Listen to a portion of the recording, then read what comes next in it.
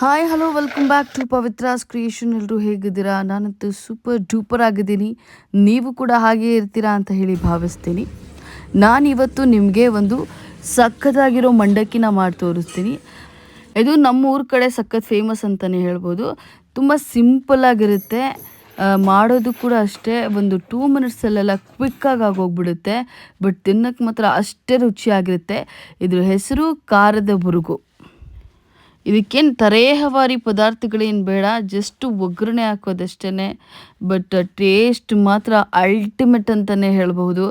ಅದರಲ್ಲೂ ಈ ಚಳಿ ವೆದರ್ಗೆ ಈ ಒಂದು ಮಂಡಕ್ಕಿ, ಈ ಒಂದು ಖಾರದ ಬುರ್ಗಿ ಏನಿದೆ, ಒಳ್ಳೆ ಕಾಂಬಿನೇಷನ್ ಅಂತಲೇ ಹೇಳ್ಬಹುದು. ನೀವು ಒಂದ್ಸಲಿ ಮಾಡಿದ್ರೆ ಪದೇ ಪದೇ ಮಾಡ್ಕೊಳ್ತೀರಾ, ಇದಂತೂ ನಾನು ಶ್ಯೂರ್ ಹೇಳ್ತೇನೆ.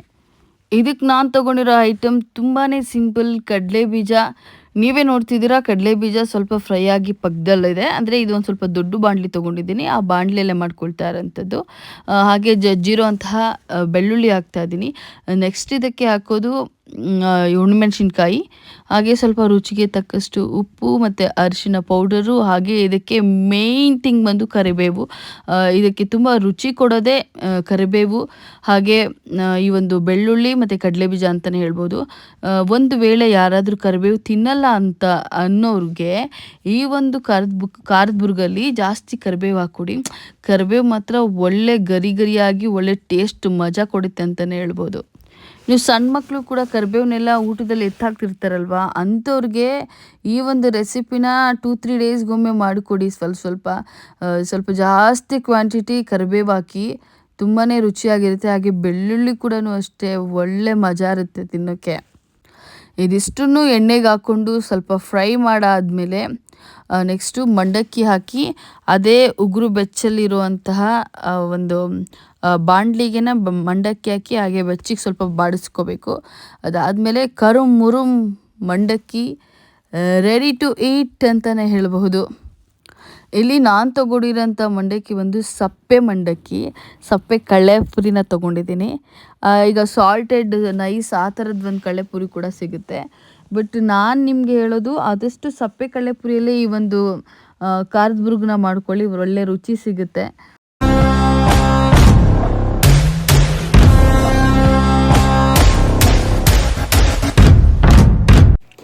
ನೋಡಿ, ಆ ಖಾರಕ್ಕೆ ಈ ಒಂದು ಮಂಡಕ್ಕಿ ಮಿಕ್ಸ್ ಆಗಿದೆ, ಎಷ್ಟು ಕಲರ್ಫುಲ್ ಆಗಿದೆ ಅಂತ ಹೇಳಿ ನೀವೇ ನೋಡ್ತಾ ಇದ್ದೀರಾ.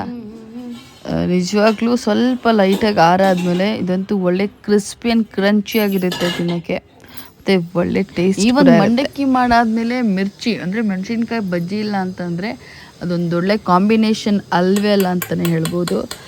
ಸೊ ಇದ್ರ ಜೊತೆಗೆ ಖಾರವಾಗೆ ಮೆಣಸಿನ್ಕಾಯಿ ಬಜ್ಜಿ ಇದ್ರೆ ಅಂತೂ ಇನ್ನೂ ಒಂದು ಪ್ಲೇಟ್ ಎಕ್ಸ್ಟ್ರಾನೇ ತಿನ್ಬೋದು, ಅಷ್ಟು ಸಖತ್ತಾಗಿರುತ್ತೆ. ಈ ಒಂದು ಬೋಂಡ ಮಾಡ್ಕೊಳ್ಳೋದು ವೆರಿ ಈಸಿ ಅಂತಲೇ ಹೇಳ್ಬೋದು. ಉಪ್ಪು ಹಾಗೆ ಖಾರದ ಪುಡಿ, ಜೀರಿಗೆ ಪುಡಿನ ಹಾಕಿ ನೀಟಾಗಿ ಕಲಸಿರೋ ಇದಕ್ಕೆ ಸ್ವಲ್ಪ ಎಣ್ಣೆ, ಬಿಸಿಯಾಗಿರೋಂಥ ಎಣ್ಣೆನ ಹಾಕ್ಕೊಂಡು ಅದನ್ನು ಸ್ವಲ್ಪ ಚೆನ್ನಾಗಿ ಕಲಿಸ್ಬಿಟ್ಟು ಮೆಣಸಿನ್ಕಾಯಿನ ಕುಯ್ದಿಟ್ಕೊಂಡಿರೋದನ್ನ ಒಂದೊಂದೇ ಎಣ್ಣೆಗೆ ಬಿಡೋದು. So simple. ಇದು ನಮ್ಮೂರಲ್ಲಿ ಫೇಮಸ್ ಕಾಂಬಿನೇಷನ್, ಹಾಗೆ ತುಂಬಾ ಇಷ್ಟಪಡುವಂಥ ಸ್ನ್ಯಾಕ್ಸ್ ಅಂತಲೇ ಹೇಳ್ಬೋದು, ಯೂನಿಕ್ ಸ್ನ್ಯಾಕ್ ಅಂತಲೇ ಹೇಳ್ಬೋದು.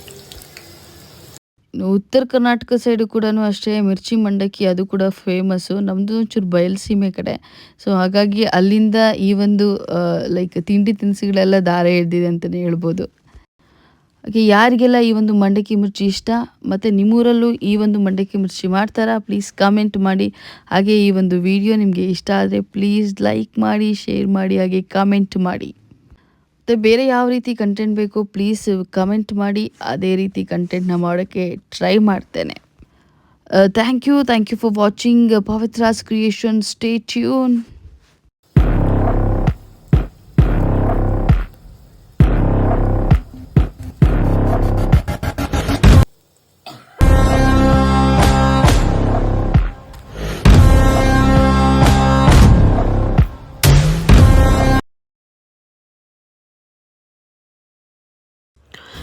ಇದಕ್ಕೆ ನಾನು ಆನಿಯನ್ ಹಾಗೆ ಕ್ಯಾರೆಟ್ ತುರಿ ಒಂಚೂರು ಕೊತ್ತಂಬರಿ ಸೊಪ್ಪನ್ನ ಮೇಲೆ ಹಾಗೆ ಗಾರ್ನಿಷಿಂಗ್ ಅಂತ ಬಳಸಿದ್ದೀನಿ ಅಷ್ಟೇ. ಇದು ಆಪ್ಷನಲ್, ಬೇಕಿದ್ರೆ ಬಳಸ್ಕೋಬೋದು, ಇಲ್ಲ ಅಂತಂದರೆ ಸ್ಕಿಪ್ ಮಾಡ್ಬೋದು. ಬಟ್ ಆನಿಯನ್ ಏನು ಹಾಕ್ತೀವಿ ಮಂಡಕ್ಕಿಗೆ ತುಂಬಾ ರುಚಿ ಕೊಡುತ್ತೆ, ಇನ್ನೂ ಎಕ್ಸ್ಟ್ರಾ ರುಚಿ ಕೊಡುತ್ತೆ ಅಂತಲೇ ಹೇಳ್ಬೋದು. ಸೊ ಮಂಡಕ್ಕಿಗೆ ಆನಿಯನ್ ಮಸ್ಟ್ ಆ್ಯಂಡ್ ಶುಡ್ ತೊಗೊಳ್ಳಿ, ತುಂಬ ಚೆನ್ನಾಗಿರುತ್ತೆ. ಸೊ ಈ ಒಂದು ಕಾಂಬಿನೇಷನ್ ಅಂತೂ ಸೂಪರಾಗಿರುತ್ತೆ. ನಿಜವಾಗ್ಲೂ ನೀವು ಒಂದ್ಸಲಿ ಟ್ರೈ ಮಾಡಿ ನೋಡಿ, ನೀವೇ ಪದೇ ಪದೇ ಮಾಡ್ಕೋತೀರಾ.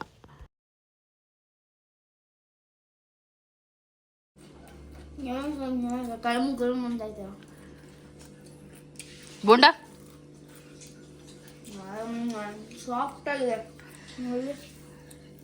ಸಾಫ್ಟ್ ಆಗಿದೆ, ಕ್ರಂಚಿ ಆಗಿಲ್ವಾ? ಸಖತ್ತಾಗಿದೆಯಾ? ನಿಜ ಹೇಳು.